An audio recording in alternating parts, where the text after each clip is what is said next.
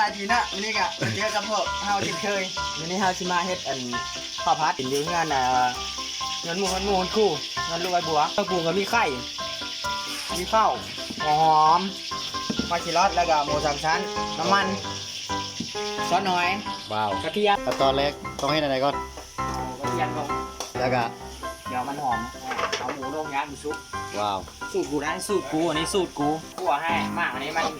เคยเฮ็ดนี่มาจากกันสมัยแล้ว ก็เรียนจบมาจากญี่ปุ่นนะ ว้าว มา3 ปีแล้วได้เฮ็ดอันนี้ เขาไล่มาเหรอ เขาไล่มาเฮ็ดอาหารเชฟเพื่อตั้งมันซุปได้ง่ายเดี๋ยวต่อไปก็ลงข้าวแล้ว บอตัว ข้าวลงแล้วบ้านะก็เฮ็ดได้กิน2 คาบเลยนะ กินได้เท่าตอนแรกเลยกูว่าอันนี้ เกิน เดี๋ยวไปเจอกันนั่นตอนเฮ็ดแล้วเลยตอนนี้มันฮ้อน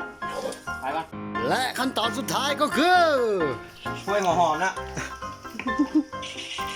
เด็ดสุภาพนิดนึงนะเจ้า ว้าว ว้าวสวยงามมากเลย โอ้นั่นไงท่านผู้ชม เดี๋ยวไปเจอกันเดี๋ยวตอนสเต็กเลย อ๋อแซ่บหลายพี่น้องสุดยอดเต็มมือเซ็ตสุดยอดความเค็ม ฮะ ยอด หยอกวะ